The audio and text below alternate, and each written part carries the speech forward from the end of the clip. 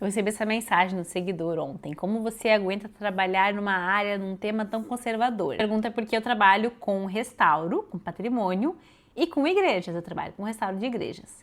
É engraçada essa pergunta, porque desde o ano passado que eu tenho tratado muito dessa questão da extrema-direita, né, do fascismo em torno da arquitetura, né, e de um retorno ao passado, dessa ideia de retornar ao passado, de tradição, né, dessa rejeição do modernismo.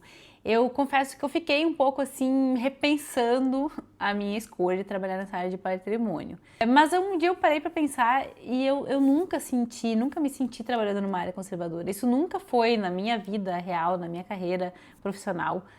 Nunca foi uma questão, né? E aí, por causa dessa meio que captura, assim, da extrema-direita com essa coisa de patrimônio, né? Que na verdade não é sobre patrimônio que eles estão falando, né? Então falar de construir hoje de um resgate do passado e tal não tem a ver com patrimônio, não vem de dentro da disciplina do patrimônio. Inclusive essa ideia de que o patrimônio é essa arquitetura monumental, bela, com foco, né, na estética e tal, é uma ideia ultrapassada de patrimônio que não faz parte mais dos debates desde que eu comecei a estudar patrimônio. Todos os congressos que eu vou, a gente não fala sobre isso, a gente sabe que patrimônio não é isso.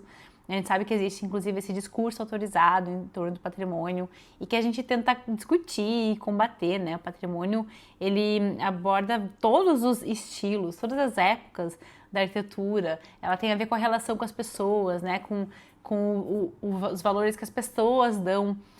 E as pessoas não é uma coisa monolítica, uma coisa homogênea, né? Então tem muitos patrimônios que atendem a muitas populações e a gente foge dessa ideia de que o patrimônio é aquela coisa monumental, aquela coisa eurocêntrica, né?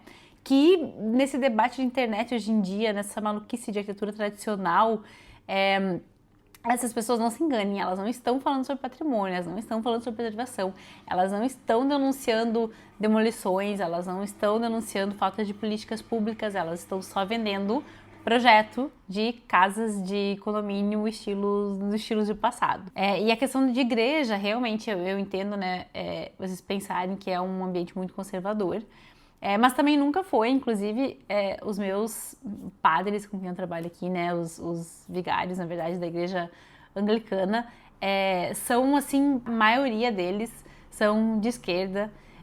Eu já tive várias conversas com vários, quando eu falo do Brasil, e né, quando eu comecei a trabalhar com igrejas aqui, a gente ainda tinha um governo de extrema-direita no Brasil e esse era sempre um assunto quando eu falava que eu era brasileira, a gente ficava por horas conversando sobre isso.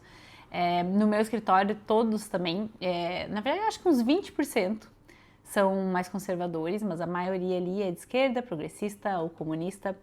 Então, e nos congressos que eu sempre participei, né? Então, nunca me senti num ambiente conservador. E talvez a internet, né, e essa loucura que a gente acaba entrando nesse looping dentro da internet e que o algoritmo faz com que a gente só veja essas coisas, talvez dê essa impressão, né, de que trabalhar com patrimônio seja conservador por causa dessa coisa de voltar ao passado e que não tem nada a ver com a disciplina de patrimônio, né.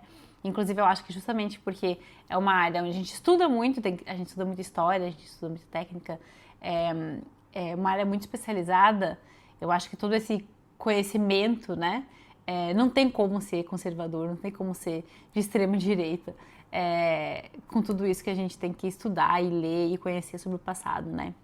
Então, aliviados que eu não trabalho numa área conservadora, né, apesar de que eu me meti dentro da internet, dentro das redes sociais aqui, dentro de uma área conservadora, porque eu tô querendo fazer algumas pessoas abrirem os olhos dos conteúdos que elas estão consumindo, né? Porque apesar de ser um mundo virtual aqui, eu acho que ele influencia muito o mundo real.